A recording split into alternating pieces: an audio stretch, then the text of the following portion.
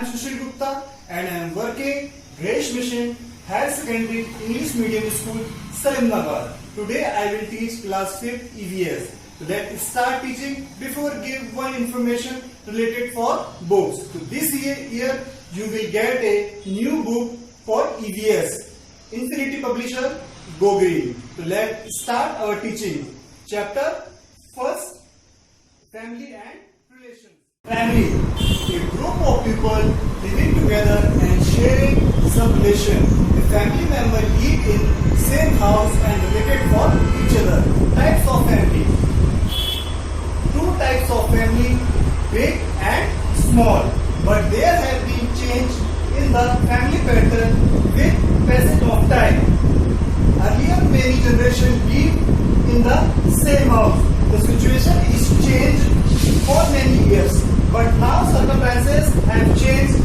Let us understand the various reasons why family members shift to other place. Transferable job. स्थानांतरित काम. People engaged in transferable job have to shift from one place to another every 3 to 4 years. 3 से 4 सालों में काम की तलाश में बहुत सारे लोग अपने जगह को स्थानांतरित करते हैं. Their family also move with them और उनके साथ उनका परिवार भी स्थानांतरित हो जाता है. Migration. Migration means प्रवासी. It means leaving home and shift to bigger town in search of employment or better job. बेरोजगारी की समस्या से निजात पाने के लिए लोग रोजगार पाने के लिए अच्छे कामों की तलाश में माइग्रेट होते हैं. Immigration. Better career opportunity or some other reasons force people to shift to other country. अच्छे कामों की तलाश के लिए लोग अपने देश से बाहर भी इमिग्रेट हो जाते हैं काम की तलाश में.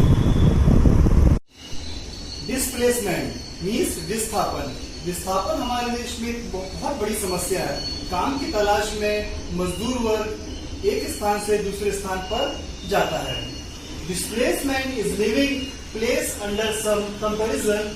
It can be due to construction of dams, बांधों का निर्माण, bridge, पुलों का निर्माण, flyover, etc. The government takes land of the people and lots them another piece of land. Displacement can also take place due to emergency situation like floods. विस्थापन की समस्या कुछ प्राकृतिक आपदाओं के कारण भी लोगों को करना पड़ता है, जैसे बाढ़ का आना, भूकंप का आना इत्यादि. Next topic is demolition. Sometimes government has to break down the houses built on unauthorized land.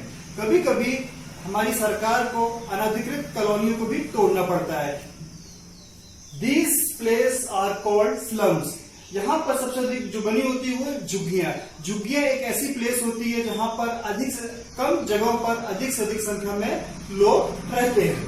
People living in this place are the ones who move from village to town in search of work. लोग काम की तलाश में गांव से शहर की ओर जब आते हैं तो सबसे पहले उनका सामना इन्हीं स्लम या झुग्गियों से होता है. And do not have enough money to take a place on rent or build their own house. उनके पास इतना पैसा नहीं होता कि वो किराए से मकान ले या फिर अपने लिए मकान को खरीद सके, इसलिए वो ऐसे ही अनधिकृत कॉलोनियों में जाकर निवास करने लगते हैं. Changing family pattern. परिवार का बदलना. In earlier times people lived together as a big joint family.